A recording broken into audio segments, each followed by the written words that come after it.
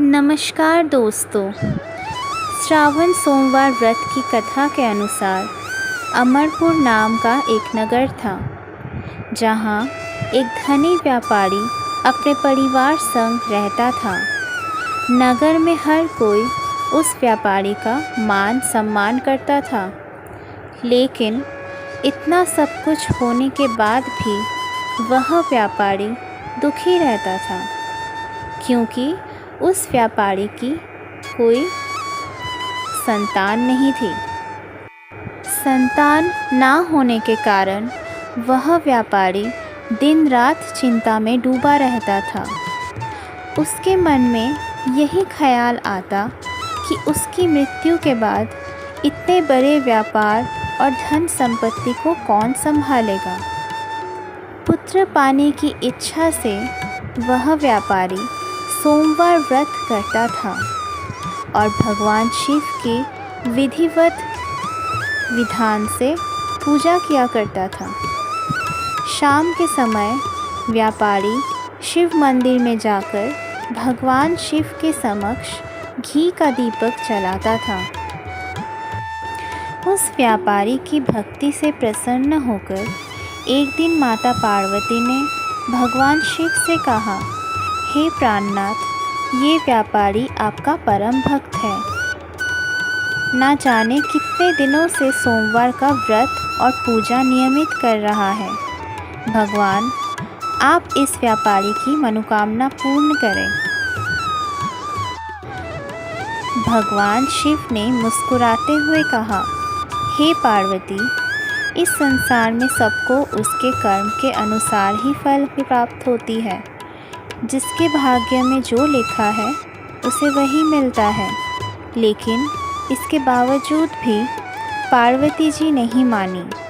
उन्होंने आग्रह करते हुए कहा, नहीं प्राणनाथ, आपको इस व्यापारी की इच्छा पूरी करनी ही होगी। यह आपका अनन्य भक्त है, प्रति सोमवार विधिवत व्रत रखता है। आपको इसे पुत्र प्राप्ति का वरदान देना ही होगा।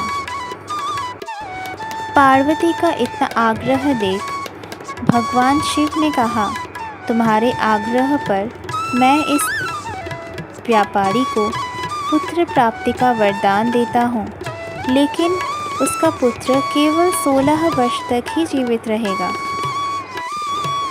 उसी रात भगवान शिव ने उस व्यापारी को सपने में आकर दर्शन दिया और कहा कि मैं तुम्हें पुत्र प्राप्ति का वरदान देता हूँ, लेकिन तुम्हारा पुत्र केवल 16 वर्ष तक ही जीवित रहेगा। भगवान के वरदान से व्यापारी को खुशी तो हुई, लेकिन पुत्र की अल्प आयु का सोचकर उसकी खुशियों का नाश हो गया। लेकिन इसके बावजूद भी व्यापारी पहले की तरह सोमवार का विधिवत व्रत करता रहा। कुछ महीने बाद उसके घर में अति सुंदर पुत्र उत्पन्न हुआ। व्यापारी ने धूमधाम से पुत्र जन्म का समारोह मनाया। व्यापारी मन ही मन दुखी रहता था, क्योंकि वो अपने पुत्र की अल्प आयु का रहस्य जानता था। वह रहस्य उसने घर के किसी को नहीं बताया था। विद्वान ब्राह्मणों ने उस पुत्र का नाम अमर रखा। जब अमर 12 वर्ष का हुआ तो उसे शिक्षा ग्रहण करने के लिए वाराणसी भेजने का निश्चय हुआ। व्यापारी ने अमर के मामा दीपचंद को बुलाया और कहा कि अमर को शिक्षा प्राप्त करने के लिए वाराणसी छोड़ आइए। इस तरह से अमर अपने मामा के साथ शिक्षा प्राप्त करने के लिए निकल पड़ा। रास्ते में जहाँ भी अमर और दीपचंद ठहरते, वही यज्ञ करते और ब्राह्मणों को भोजन कराते रहते। लंबी यात्रा के बाद अमर और दीपचंद एक नगर में पहुँचे। उस नगर के राजा की कन्या का विवाह था, जिसके लिए पूरा राज्य सजाया गया था। राजा की कन्या की बारात आ गई, लेकिन वर का पिता अपने बेटे के एक आँख से काने होने के कारण दुखी था। उसे भय था कि राजा को इस बात का पता चलने पर कहीं वह अपनी पुत्री का विवाह करने से इनकार न कर दे। वर के पिता की नज़र अमर पर पड़ी। उसके दिमाग में एक विचार आया। उसने सोचा कि क्यों न इस लड़के को दूल्हा बनाकर राजकुमारी से विवाह करा दूं। विवाह के बाद इस लड़के को धन देकर विदा कर दूंगा और राजकुमारी को नगर ले जाऊंगा। वर के पिता ने इस बारे में अमर और उसके मामा दीपचंद से बात की। दीपचंद ने धन के लालच में वर के पिता की बात स्वीकार कर ली। अमर को दूल्हे के वस्त्र पहनाकर राजकुमारी चंद्रिका से उसका विवाह संपन्न कराया गया। राजा ने बहुत सा धन देकर राजकुमारी को विदा किया। अमर जब लौट रहा था तो उसने जाते जाते राजकुमारी की ओढ़नी पर लिख दिया, राजकुमारी चंद्रिका, तुम्हारा विवाह मेरे साथ हुआ था। मैं वाराणसी में शिक्षा प्राप्त करने जा रहा हूँ। अब तुम्हें जिस नवयुवक की पत्नी बनना पड़ेगा वह एक आँख से काना है।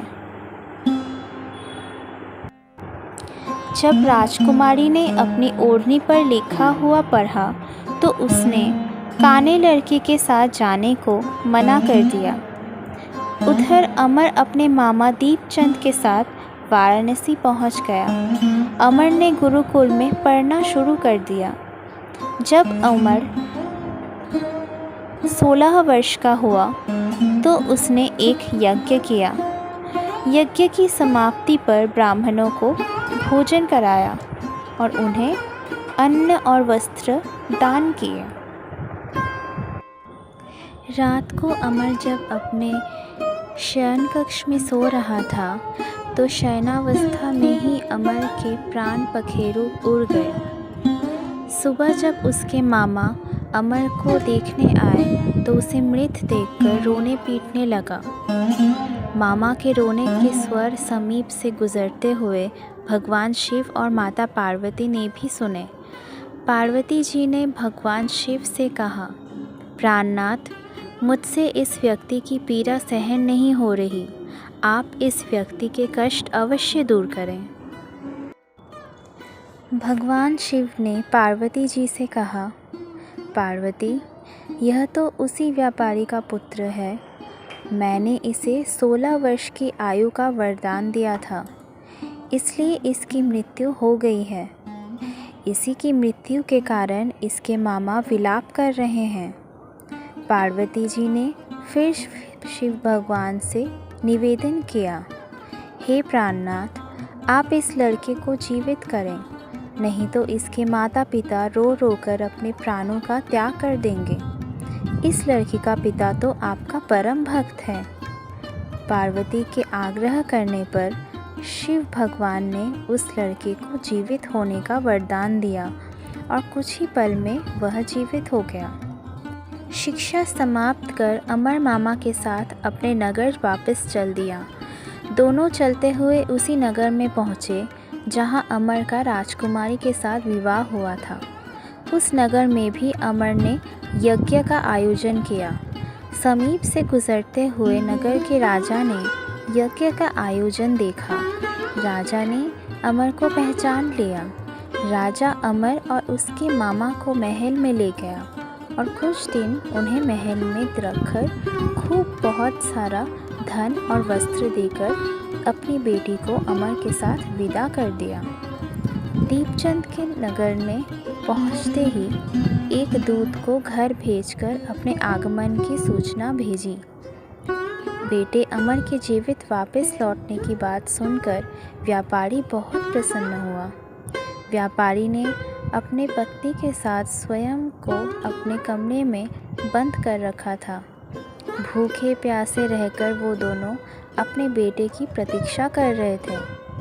उन दोनों ने प्रतिज्ञा कर रखी थी कि यदि उन्हें अपने बेटे की मृत्यु का समाचार मिला तो वो दोनों भी अपने प्राण त्याग देंगे।